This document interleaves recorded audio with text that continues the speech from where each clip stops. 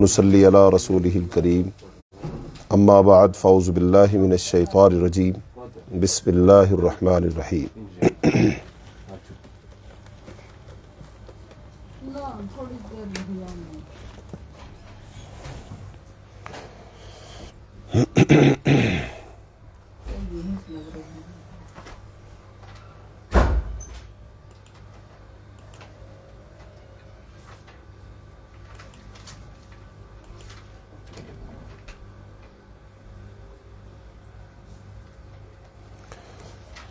جی آج ہمارے سبق کا آغاز ہوتا ہے بلوغ المرام کی کتاب الصیام سے، اور کتاب الصیام سے وہ حدیث ہم پڑھیں گے جس میں روزہ کھولنے کے جو احکامات ہیں ان میں سے ایک حکم یہ ہے کہ روزہ جلدی کھولنا چاہیے، تو وہ ہم حدیث پڑھیں گے۔ وعن سہل بن سعد ان رسول اللہ صلی اللہ علیہ وسلم قال لا يزال الناس بخیر ما عجل الفطر متفق علیہ۔ حضرت سہل بن سعد رضی اللہ تعالیٰ سے روایت ہے کہ نبی کریم صلی اللہ علیہ وسلم کا ارشاد ہے، لوگ ہمیشہ خیر پر رہیں گے جب تک وہ روزہ جلدی کھولتے رہیں گے۔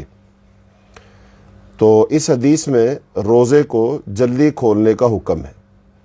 تو اب روزے کو جلدی کھولنے سے کیا مراد ہے، اس کو تھوڑا سا سمجھنا چاہیے۔ اس کا مطلب ہرگز یہ نہیں ہے کہ روزے کو وقت سے پہلے کھول لیا جائے۔ اس کا مطلب یہ ہے کہ جب روزے کا وقت ہو جائے تو پھر فوراً روزہ کھول دینا چاہیے، روزہ کھولنے میں تاخیر نہیں کرنی چاہیے۔ اس کا مطلب صرف اتنا ہے۔ مثال کے طور پر ہم سمجھنے کے لیے مثال دیتے ہیں کہ 6 بجے پاکستانی ٹائم کے مطابق 6 بجے روزہ کھولنے کا ٹائم ہے، تو اب 6 بج چکے، لیکن اب کوئی شخص کہے کہ چلو 1 منٹ اور انتظار کر لیتے ہیں، 2 منٹ اور انتظار کر لیتے ہیں، تو یہ ہے تاخیر کرنا۔ اور جلدی کیا ہے، جیسے ہی 6 بجے فوراً روزہ افطار کر لیا جائے، تو یہ ہے اس کا مطلب۔ اور اب تو ہمارے لیے آسانی اور سہولت ہے، چونکہ افطاری کے اور سحری کے اوقات جو ہیں وہ کیلنڈر بن جاتے ہیں اور وہ ہمارے پاس موجود ہوتے ہیں، تو اس میں سے ہم وقت دیکھ کر کے ہم روزہ کھول سکتے ہیں۔ یہاں پر ایک بات کو نوٹ کر لیں آپ سب لوگ کہ روزہ کھولنے کا تعلق اور سحری کے بند ہونے کا تعلق یہ اذان کے ساتھ نہیں ہے۔ عام طور پر تو ہم یہی سمجھتے ہیں کہ افطاری کب کریں گے، جب مغرب کی اذان ہو جائے گی، اور سحری ہم کھانا کب بند کریں گے، جب فجر کی اذان ہو جائے گی۔ تو یہ بات درست نہیں ہے۔ افطاری کا تعلق یہ سورج کے غروب ہونے کے ساتھ ہے، مغرب کی اذان کے ساتھ نہیں ہے۔ ایسی سحری کا بند کرنا، سحری کا تعلق بھی صبح صادق کے ساتھ ہے، اذان کے ساتھ نہیں ہے۔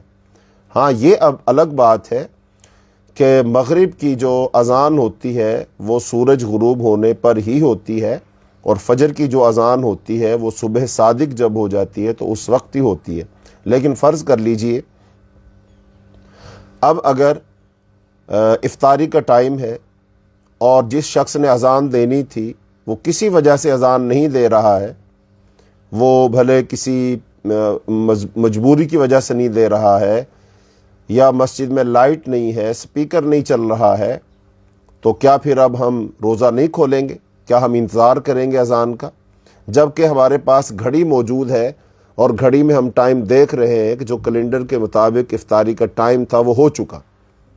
تو اب جب وقت ہو چکا ہے لیکن اذان ابھی نہیں ہوئی ہے، تو پھر عام طور پر لوگ کیا کہتے ہیں کہ بھائی ابھی روزہ مت کھولو، ابھی تھوڑا سا اور صبر کر لو، بس اذان ہونے ہی والی ہے۔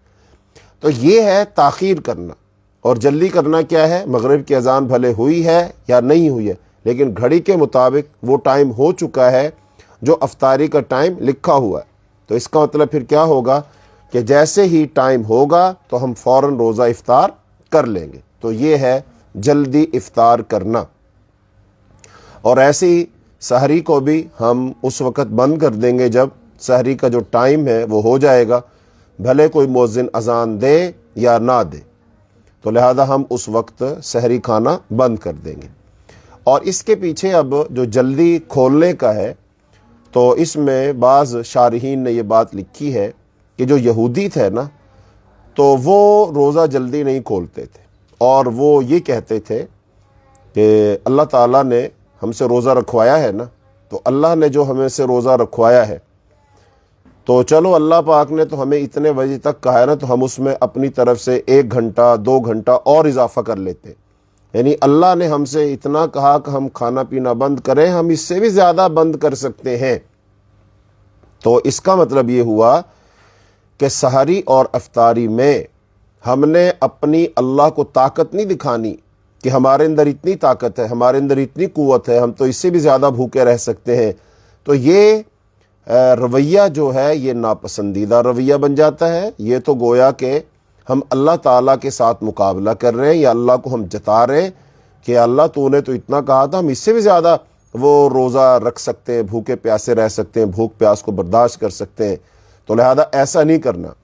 اب پسندیدہ عمل کیا ہے؟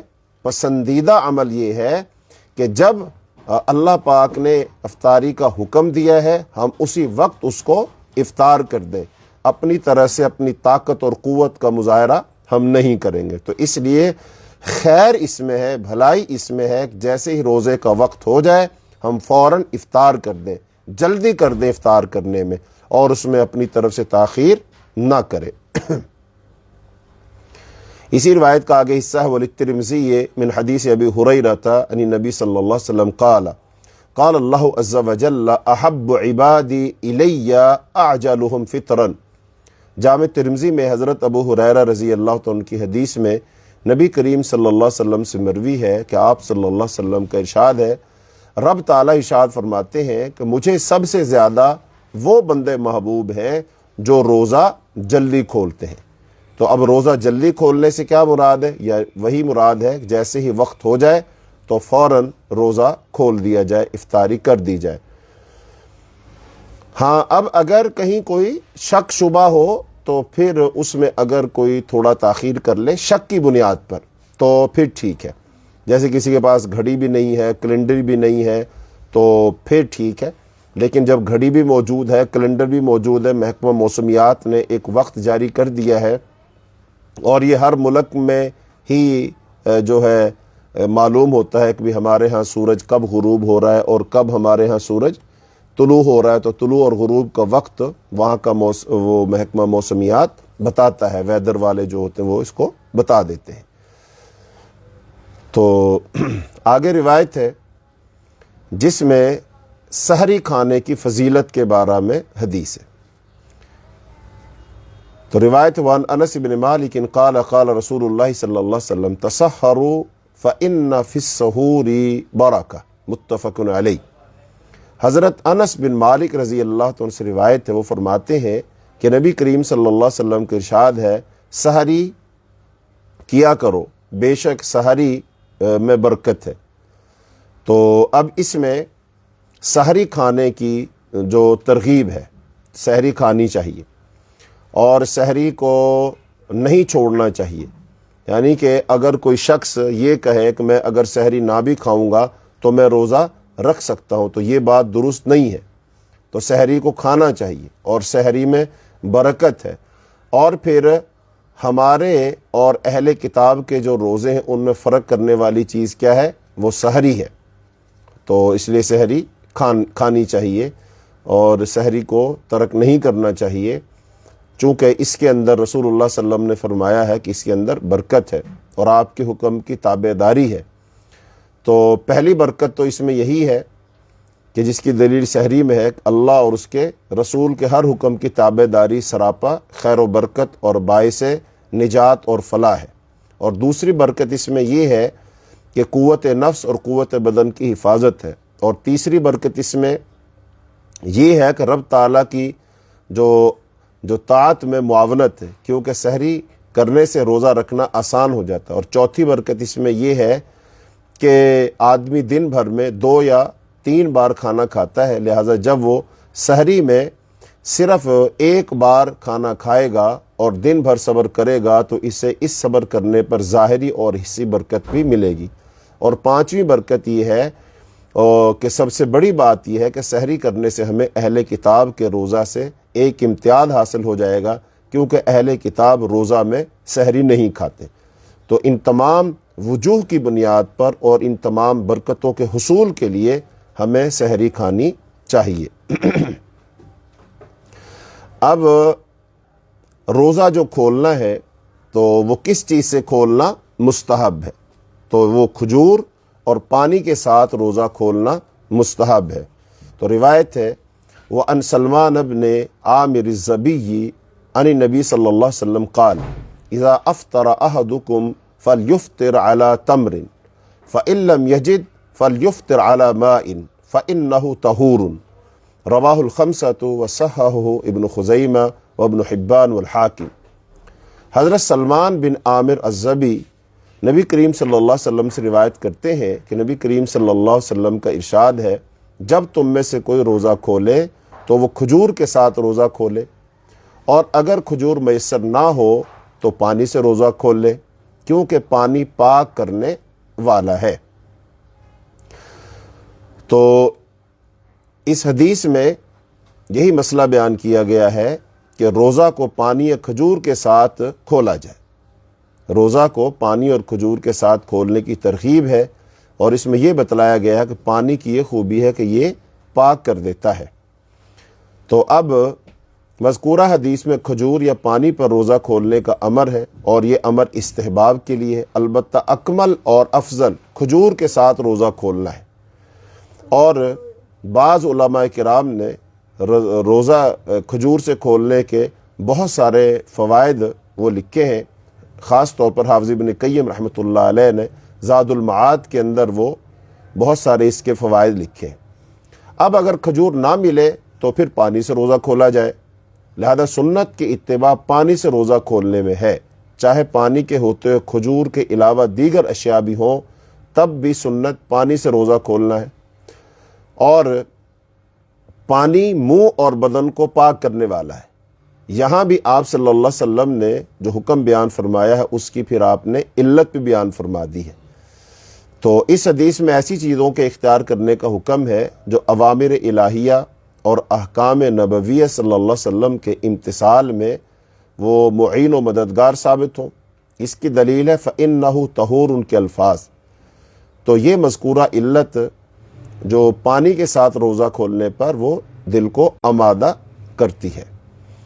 تو بعض لوگ ایک مشہور بات یہ ہے کہ وہ کہتے ہیں کہ روزہ پھر اگر کھجور نہ ہو تو پھر نمک سے کھول لو، تو ایسی کوئی بات نہیں ہے۔ تو دو چیزوں کا ذکر ہے، یا تو کھجور سے کھولو، کھجور ہے تو پھر کھجور سے کھولو، اور اگر کھجور نہیں ہے تو پھر پانی کے ساتھ روزہ کھول لو۔ تو یہ رسول اللہ صلی اللہ علیہ وسلم کے اس فرمان سے ہمیں ہدایت ملتی ہے۔ تو اب روزہ کھولنے کے بارے میں یہاں تو دو احادیث ہیں، اور اس کے علاوہ اور احادیث کے اندر اب جو روزہ کھولنے کی جیسے دعا کا تذکرہ یہاں پر نہیں ہے، پھر نمک سے روزہ کھولنے کے بارے میں ایک روایت ہے لیکن وہ ثابت نہیں ہے۔ تو پھر ایسی جو سحری ہے، سحری میں کیا کھانا چاہیے، تو اس بارے میں بھی روایات آتی ہیں۔ تو سحری اور افطاری کے مسائل کے حوالے سے سحری کھانے میں برکت ہے، اور نیند سے اٹھ جانے کے بعد جان بوجھ کر سحری ترک نہیں کرنی چاہیے، اور پھر رمضان المبارک میں فجر کی اذان سے پہلے سحری کے لیے اذان دینا بھی سنت ہے۔ حضرت عبداللہ بن ام مکتوم رضی اللہ تعالیٰ عنہ وہ اذان دیا کرتے تھے۔ ایسے ہی سحری کھاتے جو اذان ہو جائے تو کھانا فوراً ترک کرنے کی بجائے جلدی جلدی کھا لینا چاہیے، جیسا کہ روایت میں آتا ہے اذا سمع احدکم النداء والاناء علی یدہ فلا یضعہ حتی یقضی حاجتہ، کہ رسول اللہ صلی اللہ علیہ وسلم فرمایا جب کوئی آدمی اذان سنے اور پینے کا برتن جو ہے اس کے ہاتھ میں ہو تو اسے فوراً نہ رکھ دے، بلکہ اپنی ضرورت کو وہ پورا کر لے۔ تو اب ضرورت کو پورا کرے۔ اب اس سے مراد یہ نہیں ہے اب ایک شخص نے ابھی سحری کھانی شروع کی ہے تو پھر اب وہ کھاتے ہی چلا جائے، نہیں، جو اس کے ہاتھ میں برتن ہے، مثلاً وہ چاول وغیرہ پلیٹ میں ڈالے ہوئے تھے اور اس نے کھا لیے ہیں، کوئی 2-4 لقمے باقی ہیں تو وہ کھا لے، اور اکثر و بیشتر ہم چائے پیتے ہیں، تو اب اگر ہم نے چائے پینا شروع کی تھی اور تھوڑی چائے پی چکے ہیں، کوئی 2-4 گھونٹ باقی ہیں، تو وہ ہم چائے پی سکتے ہیں، کوئی مسئلہ نہیں ہے۔ یا پھر بعض دفعہ ایسا ہوتا ہے، یاد آتا ہے کہ میں نے تو دوا کھانی تھی، تو اب جلدی جلدی پھر بھی اذان ہو رہی ہے تو دوا کھاؤں نہ کھاؤں، تو اب اگر دوا کھانی ہے تو دوا کھا سکتا ہے آدمی، تو اس میں ایسی کوئی حرج والی بات نہیں ہے۔ اور پھر دوسری بات یہ ہوتی ہے کہ یہ جو ہمارے اوقات ہوتے ہیں نا، جو محکمہ موسمیات والے، وہ اوقات ہمیں بتاتے ہیں کہ بھی سورج کا غروب کا وقت یہ ہے اور سحری کا وقت یہ ہے، تو وہ بھی اس میں 1-2 منٹ کا مارجن رکھتے ہیں، تو اس لیے اگر انسان وہ تھوڑا بہت کھا پی لیتا ہے اذان کے دوران تو ٹھیک ہے، لیکن ایسا نہیں ہے کہ اذانیں ہو جائیں اور پھر بندہ کھاتا پیتا رہے۔ چلو جی، حدیث میں تو یہ آیا ہے کہ جب تک حاجت پوری نہ کر لو تو اس وقت برتن نہ رکھو، تو یہ بات درست نہیں ہے، ٹھیک ہے۔ تو وہ بس اتنا ہی اجازت ہے کہ اذان کے دوران کچھ کھا پی لی جائے، کوئی تھوڑا پانی وغیرہ پی لیے جائے، چائے وغیرہ کے 2-4 گھونٹ رہتے ہیں، یا پھر کوئی دوا وغیرہ کھا لے، تو بس اتنا ہی، اس سے زیادہ کی اجازت نہیں ہے۔ اور پھر جو سحری جو ہے وہ کھانے میں ہمارے ہاں عام طور پر کھانا وغیرہ تو ہم کھاتے ہی ہیں، لیکن سحری کے اندر جو ہے کھجور استعمال کرنا، تو وہ کہا گیا کہ یہ بہترین سحری ہوتی ہے جس کے اندر کھجور کھا لی جائے۔ تو اب پھر یہی ہے کہ کھانا وغیرہ کھایا جائے لیکن اس کے ساتھ ساتھ کھجور بھی کھا لی جائے، چونکہ کھجور کے بارے میں یہ محققین نے تحقیق کی ہے کہ کھجور کے اندر جتنی غذائیت ہے وہ اور کسی چیز میں غذائیت نہیں ہوتی، تو ایک کھجور کھا لینا گویا کہ ایک چپاتی کے برابر ہوتا ہے۔ مطلب ایک کھجور کھا لی، 2 کھجوریں کھا لی، تو 2 چپاتیاں، 2 روٹیاں کھانے سے جتنی آدمی کو غذائیت اور طاقت ملتی ہے، اتنی صرف 2 کھجوریں کھا لینے سے آدمی کو وہ طاقت اور قوت ملتی ہے۔ تو اس لیے سحری میں کھجور کو بھی کھانا چاہیے۔ اور آگے روایت آ رہی ہے جس میں یہ مسئلہ بھی ہے کہ بھی تاخیر، سحری کو جو ہے وہ تاخیر سے کرنا چاہیے، یعنی تاخیر سے مراد کہ اس کو ہم کریں گے بالکل آخری وقت، یعنی کہ فجر کی اذان کے وقت پہلے نہیں کریں گے، تو وہ جب حدیث آئے گی بات کرتے ہیں۔ آگے روایت ہے جس میں یہ مسئلہ بیان کیا جائے گا، کیا مسلسل روزہ رکھا جا سکتا ہے؟ یعنی ایک آدمی نے روزہ رکھا اور مغرب کے ٹائم افطار کرنا تھا، لیکن اس نے افطار نہیں کیا، اور پھر اس نے اگلے دن کا روزہ بھی رکھا، یعنی رات بھر کچھ نہیں کھایا، سحری بھی نہیں کی، اور بغیر کھائے پیے دوسرے دن کا روزہ، تو اس کو کہتے ہیں صوم وصال۔ وصال کا لفظ میں تو ملنا، تو اس نے ایک روزے کو دوسرے روزے کے ساتھ ملا لیا، تو کیا ایسا کرنا درست ہے یا درست نہیں ہے؟ تو اس بارے میں روایت ہے۔ وَأَنْ أَبِي هُرَيْرَةَ قَالَ نَهَى رسول اللہ صلی اللہ علیہ وسلم عن الوصال فقال رجل من المسلمین فإنك تواصل يا رسول اللہ فقال وأيكم مثلی انی أبيت يطعمني ربي ويسقيني فلما أبوا أن ينتهوا عن الوصال واصل بهم يوما ثم رأوا الهلال فقال لو تأخر الهلال لزدتكم كالمنكل لهم حين أبوا أن ينتهوا، متفق علیہ۔ حضرت ابو ہریرہ رضی اللہ تعالیٰ سے روایت ہے، وہ فرماتے ہیں کہ نبی کریم صلی اللہ علیہ وسلم نے ہمیں صوم وصال سے منع فرمایا۔ اس پر مسلمانوں میں سے ایک شخص نے عرض کیا، اے اللہ کے رسول، آپ ہمیں تو صوم وصال سے منع فرماتے ہیں جبکہ آپ تو خود صوم وصال رکھتے ہیں۔ تو آپ صلی اللہ علیہ وسلم نے فرمایا، بھلا تم میں سے کون میرے جیسا ہے؟ میں رات کو سوتا ہوں تو میرا رب مجھے کھلا اور مجھے پلا دیتا ہے، مگر جب لوگوں نے صوم وصال سے رکنے سے انکار کر دیا تو آپ صلی اللہ علیہ وسلم نے انہیں ایک دن پھر ایک اور دن وصال کرنے کی اجازت دے دی۔ پھر ان لوگوں نے شوال کا چاند دیکھ لیا، تب آپ صلی اللہ علیہ وسلم نے فرمایا اگر چاند ایک دن اور ٹھہر کر نکلتا تو میں تمہیں مزید صوم وصال رکھنے دیتا۔ گویا کہ ان کے وصال سے رکنے پر انکار کرنے پر آپ صلی اللہ علیہ وسلم نے انہیں صوم وصال سے روکنے والے تھے۔ یعنی اب اس میں اور بھی احادیث ہیں، ان کو بھی ہم ملا لیتے ہیں، پھر اس پر بات کریں گے۔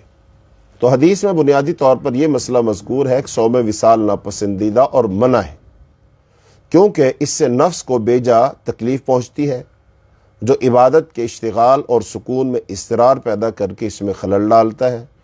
اور دوسری اہم بات یہ بیان کی گئی ہے کہ ذکر و دعا سے عبادت میں وہ لذت پیدا ہوتی ہے۔ تو روزے کی مشروعیت کی حکمت کیا ہے، یعنی کہ روزہ اللہ پاک نے کیوں فرض کیا ہے؟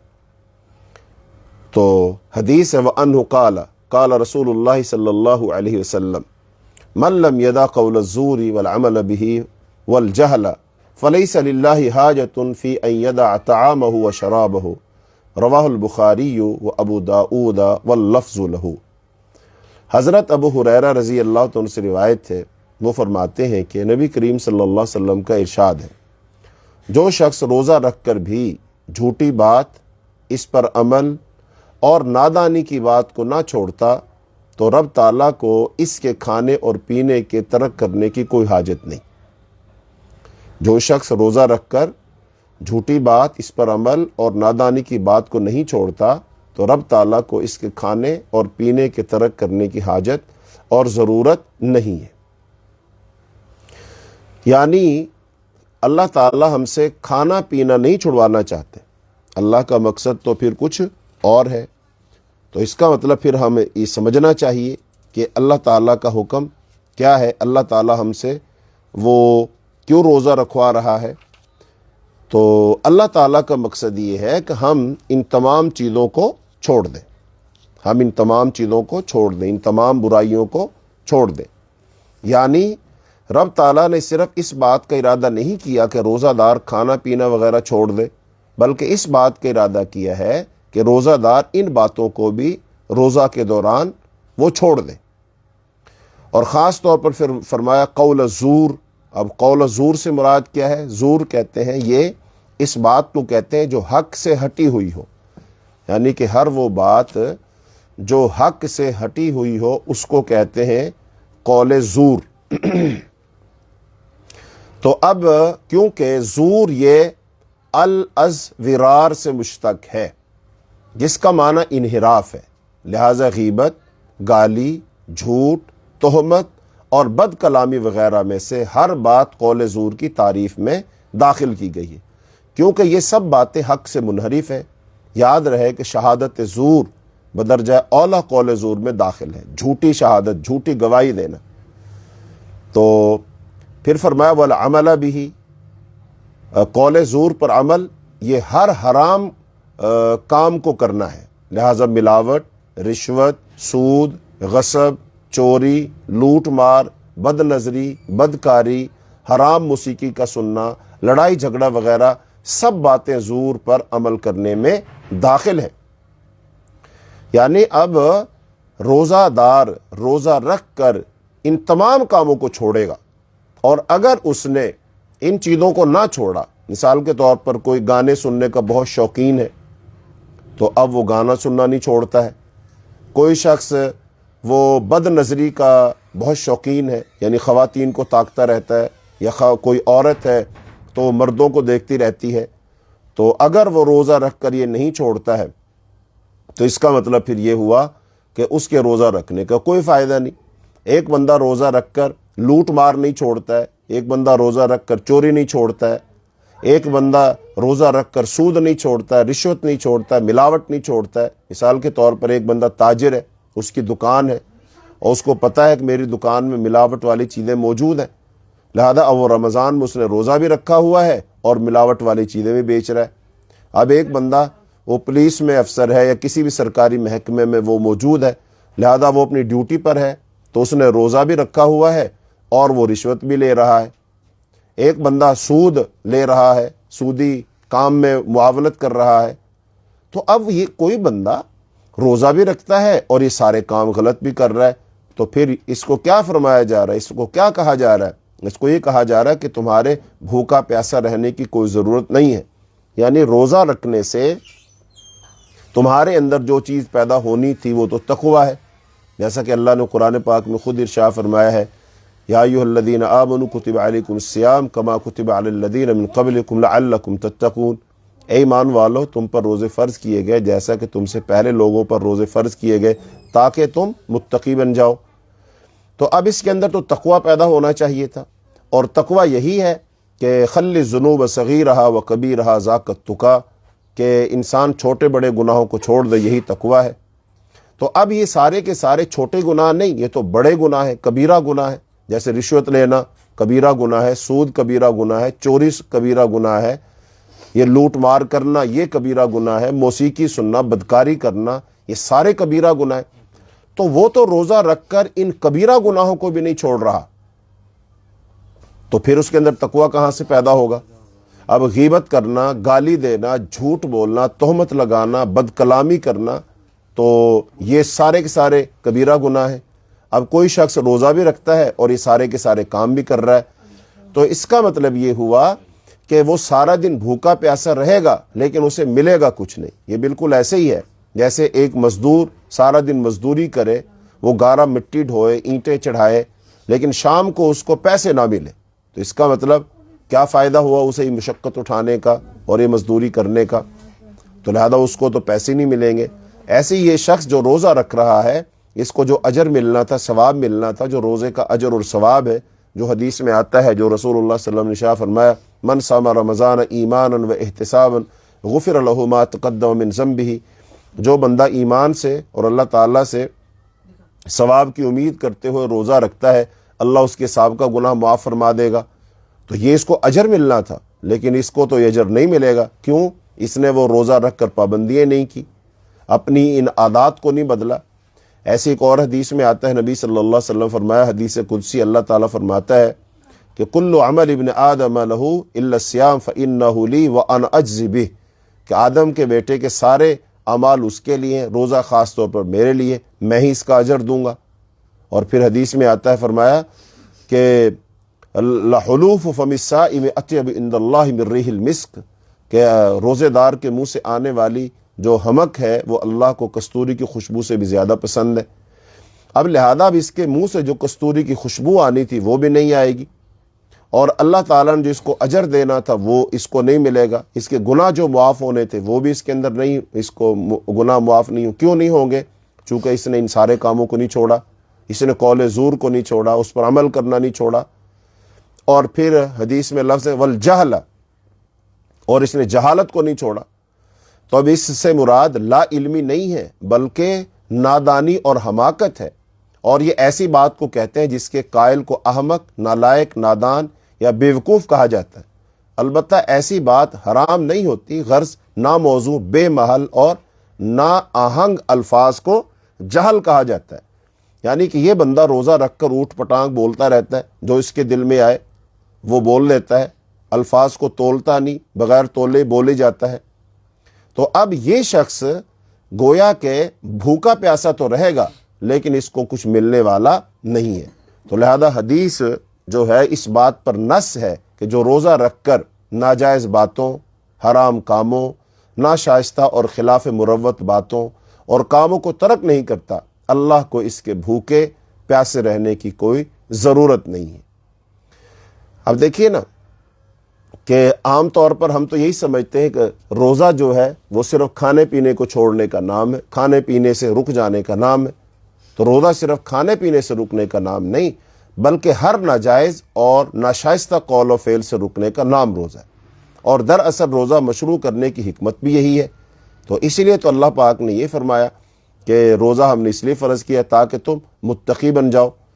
لہذا جو رمضان کے ایک پورے ماہ تک ان باتوں سے رکا رہے گا، نہ غیبت کرے گا، نہ چغلی کرے گا، نہ جھوٹ بولے گا، اور نہ بد زبانی اور بد اخلاقی کا مظاہرہ کرے گا۔ اب دیکھیے گناہ کہاں کہاں سے ہوتے ہیں۔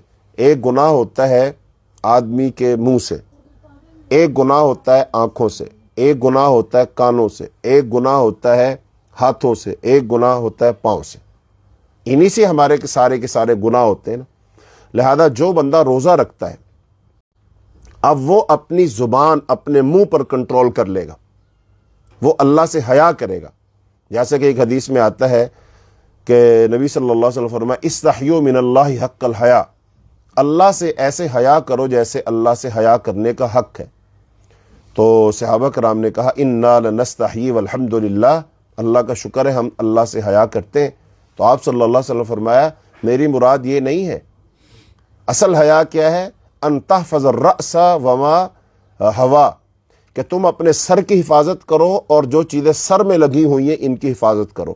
اب سر میں کیا ہے؟ سر میں ایک تو ہماری عقل ہے، پھر سر میں ہماری آنکھیں لگی ہوئی ہیں، سر میں ہمارے کان لگے ہوئے ہیں، سر میں ہمارا منہ ہے، تو ان کی حفاظت کرو۔ اب سر میں جو عقل ہے اس کی حفاظت کیا ہے؟ اس سے غلط مت سوچو، غلط منصوبے نہ بناؤ۔ تو عقل ہی، دماغ ہی تو ہے جو انسان کے سارے بدن کو چلا رہا ہے۔ لہٰذا اب دماغ سے صرف وہی سوچو جو حلال ہے، جو جائز ہے، ناجائز مت سوچو، کسی کے خلاف مت سوچو، برے منصوبے مت بناؤ، کسی کو دھوکہ فراڈ دینے کے منصوبے مت بناؤ۔ تو یہ آپ کی عقل کی حفاظت ہو جائے گی۔ پھر اپنی آنکھوں کی حفاظت کرو، آنکھوں سے وہی دیکھو جو حلال ہے، حرام مت دیکھو۔ تو اس وقت تو حرام دیکھنا بہت آسان ہے اور بہت عام ہے، لہذا جو بھی حرام ہے مت دیکھو۔ تو یہ آنکھوں کی حفاظت ہو گئی۔ پھر آپ اپنا جو منہ ہے اس کی حفاظت کرو۔ اب اس کی حفاظت منہ کے اندر دو چیزیں، ایک یہ ہے زبان ہے، تو زبان سے بات کرنا، تو لہذا زبان کی حفاظت کرو۔ زبان کی حفاظت کرنا بہت ضروری ہے۔ جیسا کہ رسول اللہ صلی اللہ علیہ وسلم سے ایک صحابی نے پوچھا کہ من نجات یا رسول اللہ، اللہ کے رسول صلی اللہ علیہ وسلم نجات کیسے ہوگی؟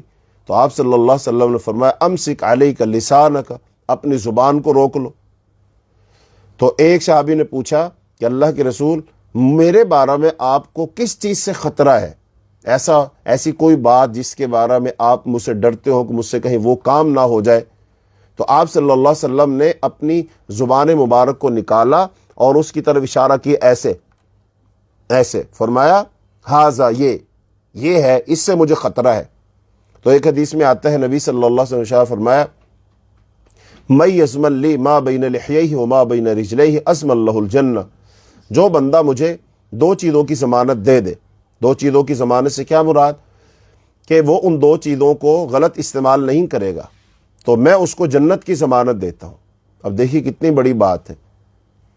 ضامن کون ہے؟ رسول اللہ صلی اللہ علیہ وسلم، اور ضمانت کس چیز کی دے رہے ہیں؟ جنت کی ضمانت دے رہے ہیں، اور صرف دو چیزوں پر کنٹرول۔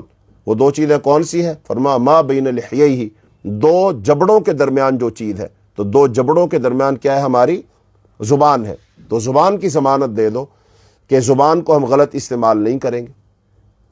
اور پھر فرمایا ما بین رجلیہ، جو دو ٹانگوں کے درمیان چیز ہے، یعنی کہ جو ہماری شرمگاہ ہے، تو شرمگاہ کی ضمانت دے دو کہ اس کو غلط استعمال نہیں کرو گے، حرام استعمال نہیں کرو گے، میں تمہیں جنت کی ضمانت دیتا ہوں۔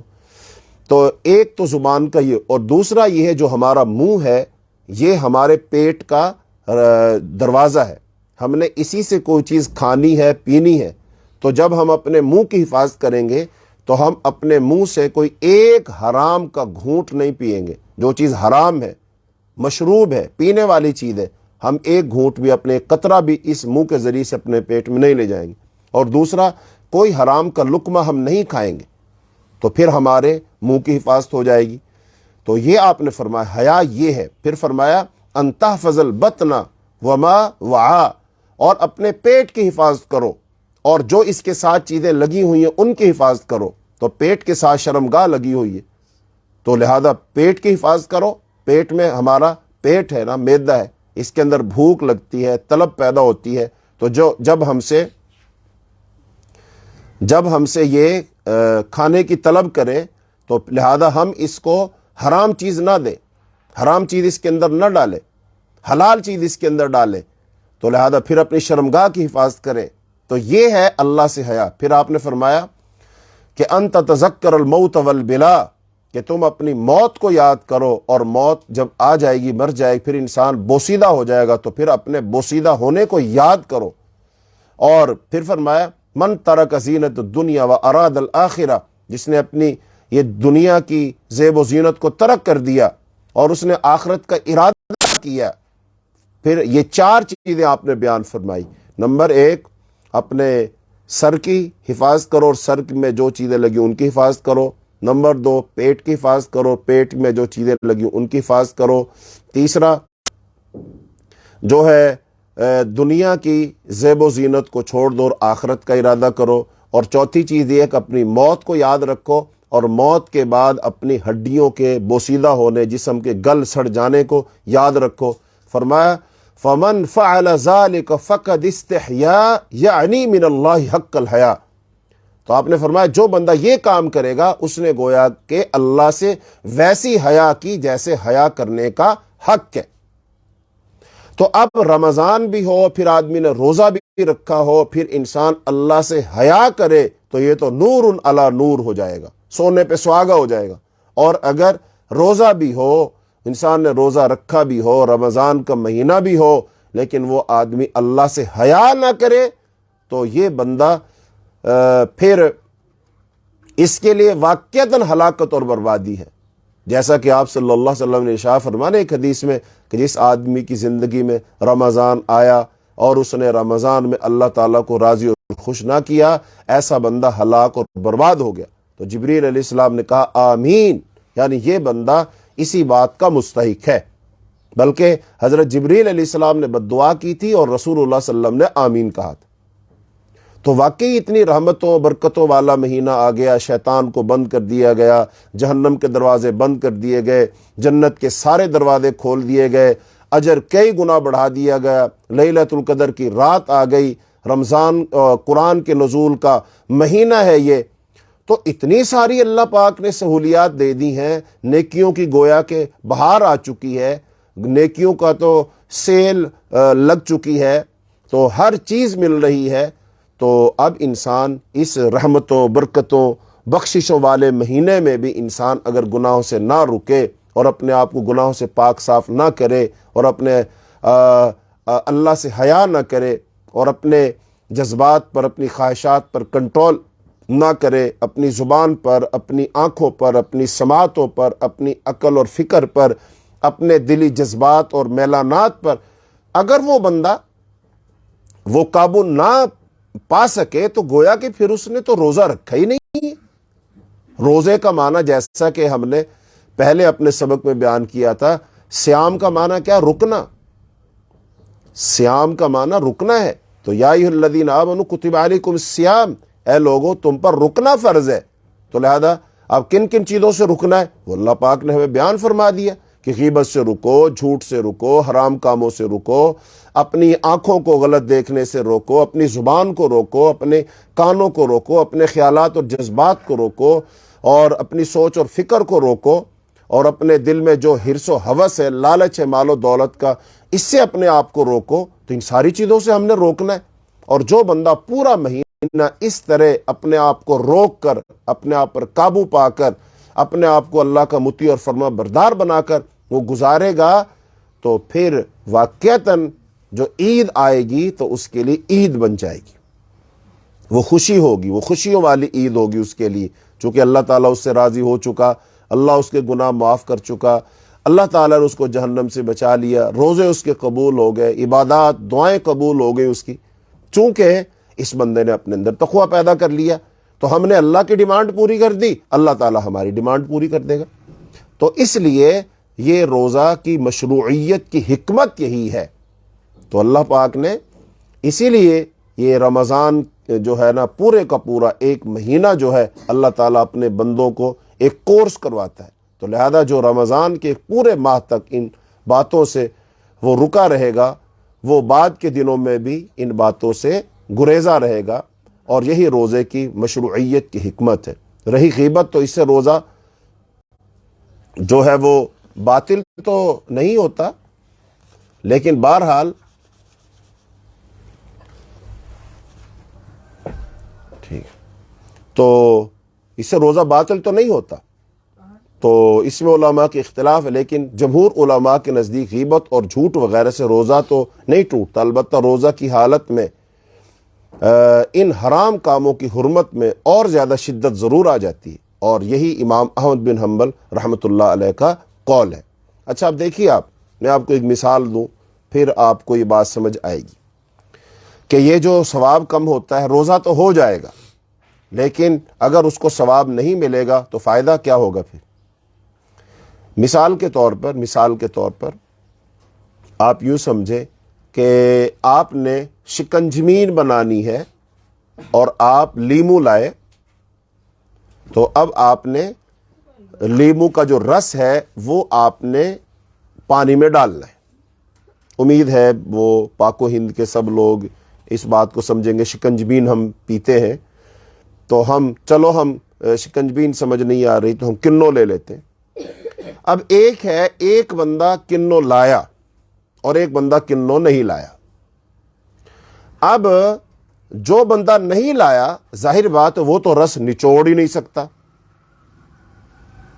لیکن جو بندہ کنو لایا لیکن اس کے کنو وہ خشک تھے، سوکھے ہوئے تھے، اس کے لیمو جو ہے وہ خشک تھے، سوکھے ہوئے تھے، تو لہٰذا اب لانے والا اور نہ لانے والا دونوں برابر ہیں، ایک نہیں لایا تھا تو ظاہر بات وہ پانی میں اگر چینی گھولے گا پانی میٹھا ہو جائے گا، لیکن اس میں لیمو کا رس، وہ اس کے پاس لیمو ہے ہی نہیں تو وہ کہاں سے ڈالے گا۔ دوسرا بندہ اس نے پانی میں اس نے چینی حل کر لی اور اب اس نے لیمو کو کاٹا، اب کاٹ کر جب وہ نچوڑ رہا ہے تو اس میں سے رس بالکل نہیں نکل رہا ہے، تو گویا کہ اب اس کے پانی میں بھی لیمو کا رس شامل نہیں ہوا۔ لیکن دونوں میں فرق کیا ہے؟ ایک بندہ وہ لیمو اس نے وہ لایا ہی نہیں اور لیکن ایک بندہ لایا، تو اب کہنے کو ہم کہیں گے ایک بندے نے شکنجبین کی شرط پوری کی کہ چینی کے ساتھ لیمو اس کے پاس تھا، لیکن دوسرے بندے کے پاس صرف چینی تھی، اس کے پاس شکنجبین کے لیے دوسری چیز ضروری، وہ رس لیمو کا نہیں ہے، لیمو نہیں اس کے پاس۔ لہذا ایک لحاظ سے ایک بندے کے پاس ایک چیز ہے، ایک بندے کے پاس دو چیزیں، ایک کے پاس چینی اور لیمو دونوں ہیں، ایک بندے کے پاس صرف چینی، لیکن یہ نتیجے کے لحاظ سے دونوں ایک جیسے ہیں۔ اب جس کے پاس چینی تھی اس نے بھی صرف میٹھا شربت بنایا، اس کے پانی میں بھی لیمو کا رس نہیں، اور جس بندے کے پاس لیمو اور شکنجبین ہے اس کے پاس بھی اس کا پانی بھی صرف میٹھا ہے، اس کے پانی میں بھی لیمو کا رس نہیں، تو نتیجے کے لحاظ سے دونوں برابر ہو گئے۔ بالکل ایسے ہی ایک بندہ روزہ نہیں رکھتا، اس کو تو روزے کا ثواب نہیں ملا، ایک بندہ روزہ رکھتا ہے اور روزہ رکھ کر وہ یہ سارے گناہ کر لیتا ہے، تو اس کا مطلب اس کے روزے کا جو ثواب تھا، روزے کی جو تاثیر تھی، جو اس میں تقوی پیدا ہونا تھا کہ جس کا اس کے جسم پر، اس کے بدن پر اثر ہونا تھا، تو اس کے روزے کو نچوڑیں، اس میں تقوی ہی نہیں ہے۔ ایک بندے کے پاس روزہ ہی نہیں ہے، دوسرے بندے کے پاس روزہ ہے لیکن اس کے روزے کو نچوڑے تو اس میں تقوی نہیں نکل رہا، چونکہ تقوی پیدا ہی نہیں ہوا، ان گناہوں نے تقوی پیدا ہونے ہی نہیں دیا، لہذا اب کیا ہوگا؟ یہ دونوں برابر ہیں ایک لحاظ سے، اس کے پاس بھی روزے کا ثواب نہیں ہے، اس کے پاس بھی روزے کا ثواب نہیں ہے، لیکن صرف اتنا فرق ہے کہ اس بندے نے روزہ رکھا نہیں، لیکن اس بندے نے روزہ رکھا، لیکن روزہ رکھنے کے باوجود اس کو ملا کچھ بھی نہیں۔ لہٰذا پھر اپنے روزے کو اچھا بناؤ، تو اپنے روزے کی حفاظت کرو، اپنے روزے کے اجر کو ضائع مت ہونے دو، اپنے روزے میں تقوی پیدا کرو، اور تقوی پیدا کب ہونا ہے؟ جب ہم ان چیزوں کی پابندی کریں گے جو کہ اس حدیث میں آیا، فرمایا من لم یدع قول الزور والعمل بہ فلیس للہ حاجۃ ان یدع طعامہ وشرابہ۔ تو آگے ایک انتہائی اہم مسئلہ ہے، اور وہ یہ ہے کہ روزے کی حالت میں اگر کوئی شخص اپنی بیوی سے وہ گلے مل لے یا اپنی بیوی کو وہ بوسہ دے دے، اس کو چوم لے یا اس کے ساتھ لیٹ جائے، تو کیا اس کے روزے کو کوئی نقصان پہنچے گا؟ ایسا کرنا منع ہے، حلال ہے، حرام ہے، کیا ہے؟ اور بعض لوگ یہ وہ مسائل ہوتے ہیں کہ یہ پیش تو آ جاتے ہیں لیکن وہ پوچھتے نہیں، شرماتے کہ بھی ہم پوچھیں گے تو کوئی کیا کہے گا، یہ بھی کوئی پوچھنے والی بات ہے۔ اور پھر لیکن کئی صورتحال کیفیات ہوتی ہیں، بعض دفعہ انسان کہیں باہر سے آیا ہوتا ہے رمضان میں تو جذبات ہوتے ہیں، وہ اپنی بیوی کے ساتھ جناب وہ گلے لگا لیتا ہے، وہ اس کو چوم لیتا ہے، بوسہ دے دیتا ہے، تو پھر بعد میں پچھتاتے رہتے ہیں یہ کیا ہو گیا۔ یا پھر کہیں روانہ ہونا ہوتا ہے، جا رہے ہوتے ہیں لوگ، تو اس وقت یا کسی سے کہیں سے آیا نہیں گیا نہیں لیکن ویسے ہی دل لگی کے لیے بیوی کے ساتھ ایسے وہ حق کر لیا، گلے لگا لیا، اس کو چوم لیا، تو کیا یہ گناہ ہے؟ تو اس کا حکم کیا ہے؟ تو اس بارے میں روایت وعن عائشہ قالت کان النبی صلی اللہ علیہ وسلم یقبل وهو صائم ویباشر وهو صائم ولكنه كان املككم لإربه متفق علیہ واللفظ لمسلم وزاد فی روایت فی رمضان ویباشر وهو صائم۔ حضرت عائشہ رضی اللہ تعالیٰ عنہ سے روایت ہو، فرماتی ہے کہ نبی کریم صلی اللہ علیہ وسلم روزہ کی حالت میں ہوتے ہوئے بھی میرا بوسہ لے لیا کرتے تھے، اور روزہ کی حالت میں ہونے کے باوجود بھی مجھے ہم آغوش کر لیا کرتے تھے۔ البتہ نبی کریم صلی اللہ علیہ وسلم اپنی خواہش نفس پر تم سب سے زیادہ ضبط کرنے والے تھے۔ یہ حدیث متفق علیہ ہے، یعنی بخاری مسلم کی روایت ہے، اور یہ الفاظ صحیح مسلم کی روایت کے ہیں۔ ایک اور روایت میں یہ الفاظ زائد ہیں کہ آپ صلی اللہ علیہ وسلم رمضان کے روزوں میں بھی ایسا کر لیا کرتے تھے۔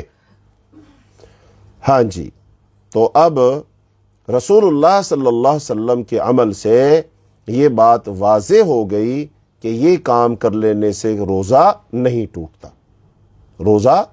ٹوٹتا ہے۔ تو اب اگر کوئی بوسہ لے لیتا ہے تو کوئی مسئلہ نہیں، آغوش ہو جاتا ہے تو کوئی مسئلہ نہیں۔ لیکن حضرت عائشہ رضی اللہ تعالیٰ عنہ نے یہ بات بھی بتا دی ہے کہ آپ صلی اللہ علیہ وسلم اپنے جذبات پر قابو پانے والے تھے۔ تو اب ایک روایت آگے آئے گی کہیں، تو اس میں آتا ہے کہ یہی ایک کام کہ روزے کی حالت میں کوئی اپنی بیوی سے بوسہ لے سکتا ہے نہیں لے سکتا ہے، تو ایک شخص آیا اور اس نے یہی بات پوچھی تو آپ نے اس کو اجازت دے دی، اور لیکن ایک دوسرا شخص آیا تو اس کو اجازت نہیں دی۔ تو سوال ایک تھا، دو لوگوں نے پوچھا، جواب دو مختلف دیے، ایک کو اجازت دے دی، ایک کو اجازت نہیں دی۔ تو اب جس کو اجازت دی تھی وہ شخص تھا جو بڑی عمر کا آدمی تھا، جس کے اندر وہ جذبات نہیں تھے، کوئی خطرہ نہیں تھا، تو لہذا اس کو اجازت دے دی۔ اور جس کو منع کیا وہ ایک نوجوان تھا، اس کو منع کر دیا کہ یہ نوجوان آدمی ہے، بیوی کے پاس جائے گا اور جب اس سے ہم آغوش ہوگا، اس کو چومے گا، بوسو کنار کرے گا، تو ہو سکتا ہے پھر آگے یہ جماع کی طرف چلا جائے، اپنے جذبات پہ قابو نہ رکھ سکے، تو لہذا اس نوجوان کو آپ نے اجازت نہیں دی۔ تو دونوں احادیث کو ملا کر مسئلہ یہی نکلے گا کہ جو شخص اپنے آپ پر قابو پا سکتا ہے تو لہذا وہ کر سکتا ہے، کوئی مسئلہ نہیں، لیکن جو شخص اس سے آگے جا سکتا ہے، وہ قابو نہیں رکھ سکتا، تو پھر اس کو ایسا نہیں کرنا چاہیے۔ تو بہرحال اس حدیث سے ہمیں معلوم ہوا کہ بوسہ دینے سے شہوت میں تحریک ناگزیر ہے، اور ہم آغوش ہونا بوسہ دینے سے زیادہ شہوت انگیخت ہے، جس سے معلوم ہوا کہ دواعی شہوت مبتل صیام نہیں، مبتل صرف اور صرف جماع ہے یا انزال کا ہو جانا ہے۔ اور یہی معلوم ہوا کہ جسے اپنی شہوت پر ضبط نہ ہو، اس کے لیے روزہ کی حالت میں ان امور سے اجتناب بہتر ہے، اور جسے انزال ہو جانے کا یا جماع کر بیٹھنے کا قوی اندیشہ ہے، اس پر ان باتوں سے رکنا واجب ہے، کیونکہ ایسا کرنے سے گویا کہ وہ اپنے روزہ کو خطرے میں ڈال رہا ہے۔ البتہ یہ حکم فرض روزہ کا ہے، نہ کہ نفلی روزہ کا، کیونکہ آدمی نفلی روزہ کو عمدن بھی قطع کر سکتا ہے۔ اگرچہ نفلی روزہ میں بھی ان امور سے اجتناب اولا ہے، لیکن واجب نہیں ہے۔ لہذا اگر کسی کو نفلی روزہ کے ٹوٹ جانے کا اندیشہ بھی ہو تب بھی وہ اپنی بیوی سے بوس و کنار کر سکتا ہے۔ اسی طرح اگر فرض روزہ ایسے حال میں رکھے جس میں وہ فرض روزہ اسے لازم نہ ہو، جیسے حالت سفر میں روزہ رکھا تو ایسے روزہ میں بھی آدمی روزہ ٹوٹ جانے کے اندیشہ کے باوجود بیوی سے بوس و کنار اور ہم آغوشی کر سکتا ہے، کیونکہ اس کے لیے سفر کا روزہ کھول کر جو ہے وہ افطار وہ کر سکتا ہے سفر کے اندر۔ اور یہ بات بھی معلوم ہوئی کہ اظہار حق کے لیے قابل حیا باتوں کا برملا اظہار جائز ہے، یعنی کہ جہاں پر لوگوں کو مسئلہ بتانا ہو، سمجھانا ہو، وہاں پر ایسی باتیں جو عام طور پر پردے کی باتیں ہوتی ہیں وہ کھول کر بیان کر دینے میں کوئی مذائقہ نہیں ہے، چونکہ اللہ تعالیٰ حق بات بیان کرنے سے نہیں شرماتا۔ تو یہ مسئلے مسائل جب لوگوں کو بتائے اور سمجھائے جائیں تو پھر اس تفصیل میں جا کر، ڈیٹیل میں جا کر لوگوں کو بتانا چاہیے، اس میں کوئی بات نہیں۔ جیسا کہ اماں جی عائشہ رضی اللہ تعالی عنہا نے، حالانکہ وہ خاتون ہے، ہماری ماں ہے، نبی صلی اللہ علیہ وسلم کی بیوی ہے، لیکن پھر بھی ان باتوں کو کھول کر بیان کیا تاکہ امت کو ان مسائل کا علم ہو جائے۔ اور پھر مذکورہ حکم جوان اور بوڑھے دونوں کے حق میں یکساں ہے۔ اس بات پر مذاہب اربعہ کا اتفاق ہے کہ بوس و کنار کرنے سے اگر انزال ہو جائے تو روزہ ٹوٹ جائے گا۔ یہی مذہب اور راجح قول ہے، جبکہ کچھ لوگوں کا اس کے خلاف بھی ہے۔ یہیں تک آج ہمارا سبق ہوگا، تو یہاں سے انشاءاللہ الرحمن آئندہ ہم جو روزے کے مزید مسائل ہیں وہ پھر بیان کریں گے۔ اللہ سے دعا ہے اللہ تعالی ہمیں حدیث کو پڑھنے، سننے، سمجھنے، عمل کرنے کی اللہ توفیق عطا فرمائے۔